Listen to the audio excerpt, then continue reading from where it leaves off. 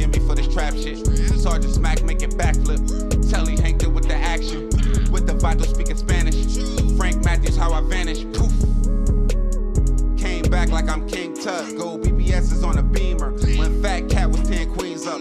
Ball off the profit, not the re-up. Fly like Puerto Rican Jesus. Uptown like I'm Baby May. Just caught a touchdown from the Bay.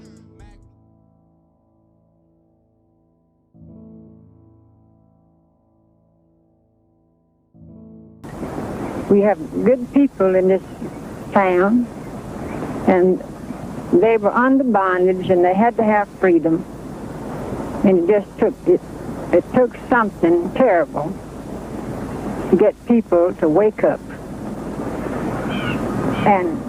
And I think if the good people of America could take a lesson from this, they'd always be on the alert and go to the polls and vote and do everything they can to make a good America. When most people think of the name Sin City, I'm sure Las Vegas instantly comes to mind. Bright lights, endless gambling, and wild nightlife.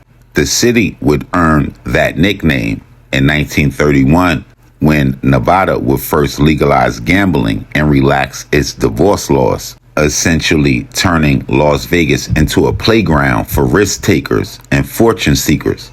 But just a decade later, in the 1940s and the 1950s, nearly 2,000 miles away, Phoenix City, Alabama would earn the same nickname, but for a more notorious reason. Unlike the glitz and the glamour of Vegas, Phoenix City had become infamous for its deep-seated corruption and organized crime.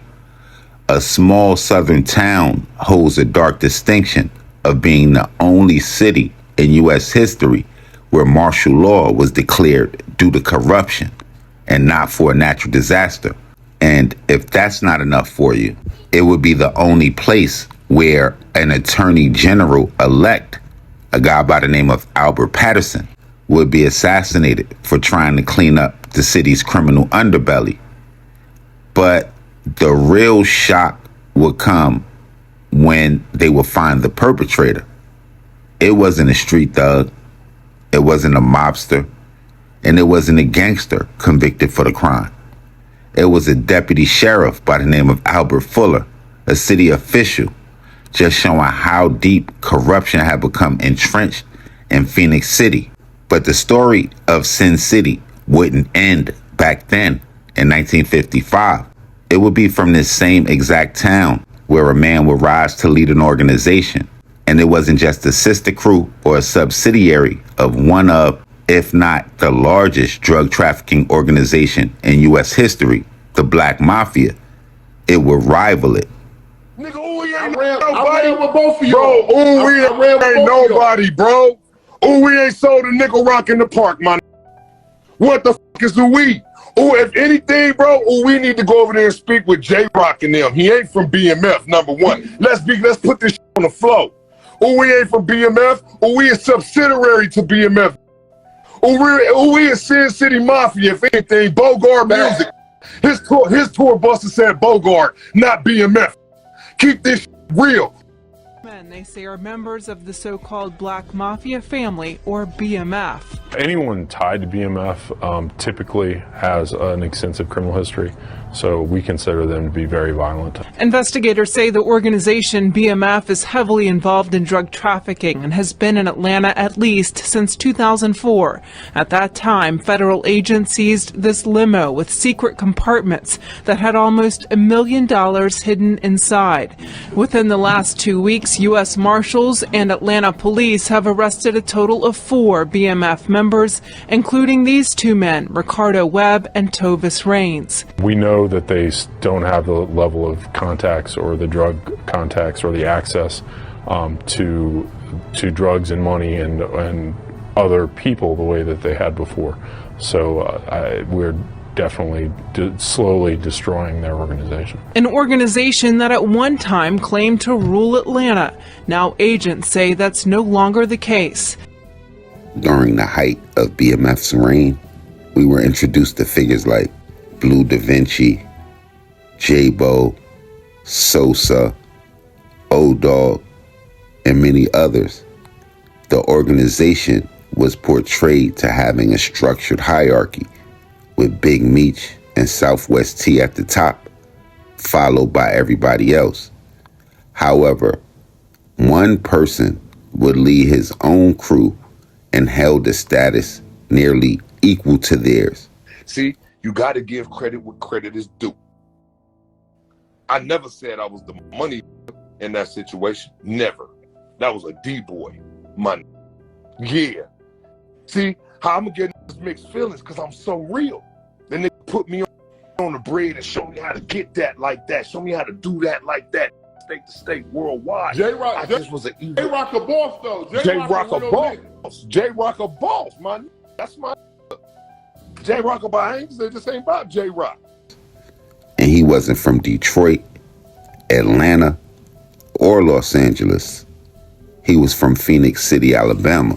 How can we so soon forget the lessons that Phoenix City taught us? Been in Columbus, Georgia for some time now. And I kind of touched on this early on when we first got here. Columbus sits right on the Chattahoochee River. The Chattahoochee is a big deal here. In fact, the Chattahoochee River is the westernmost edge of the state of Georgia. On one side of the river, you have Columbus, Georgia, but then on the other side, it's a whole different city. In fact, it's even a whole different state. On this side of the Chattahoochee River is Phoenix City, Alabama. At one time, Phoenix City was nicknamed Sin City. Phoenix City was nationally, all over the United States, it was known for its rampant crime and its corruption. Now, the Sin City Mafia, or SCM, is often referred to as a sister organization to the Black Mafia family, or BMF.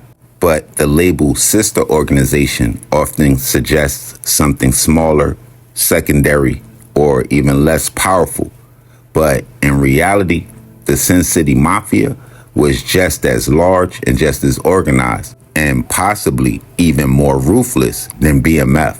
While Demetrius, Big Meech, and Terry Southwest T. Flannery would build BMF into a nationwide empire with a flashy public image, Jerry J. Rock Davis would be the complete opposite.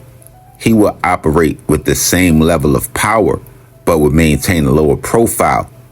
Both organizations would move massive amounts of cocaine and launder their profits through legitimate businesses and sought to control the music industry. But J-Rock's organization didn't just mirror BMF, it rivaled it.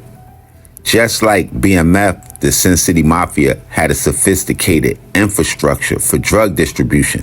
They would allegedly use private jets, tractor trailers, and even the postal service to move cocaine across the country. And exactly like BMF, their influence would stretch all the way from California to Atlanta, with a firm grip on Alabama and certain parts of Georgia.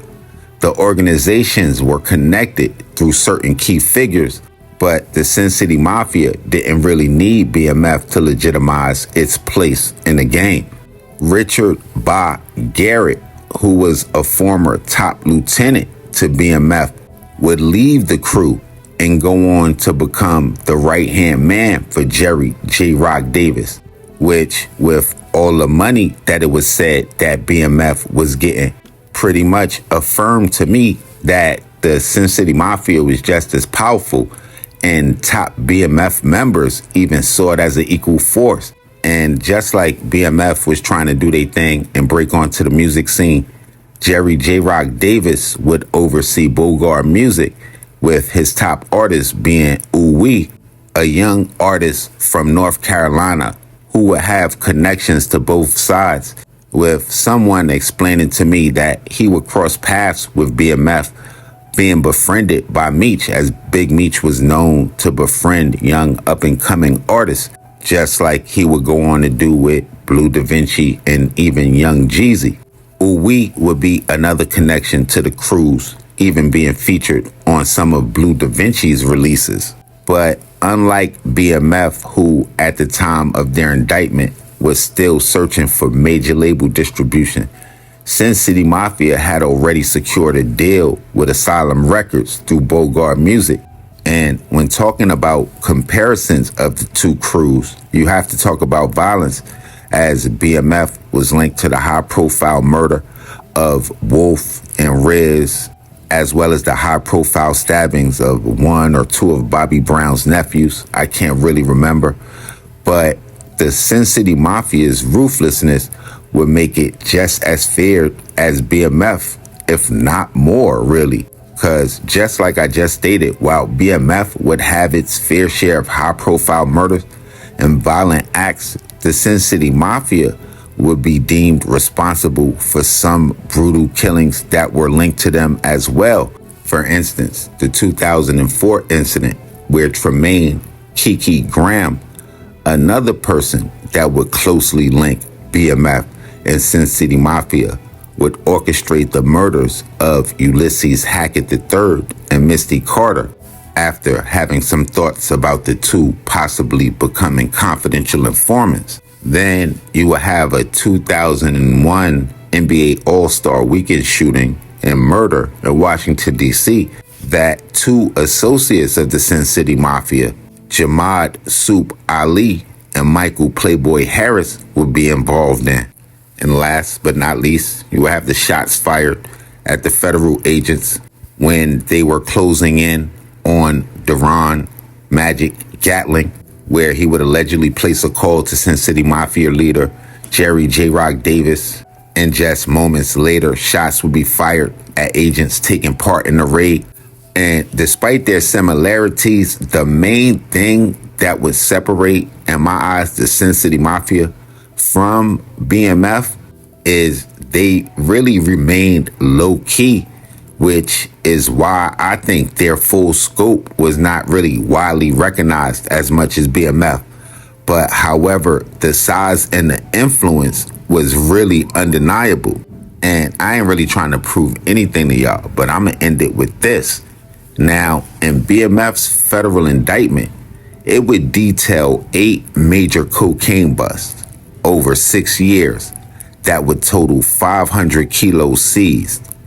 But one of the largest busts would be a 250 kilogram seizure from a stash house on Oso Street in California, where Kiki Graham had been arrested.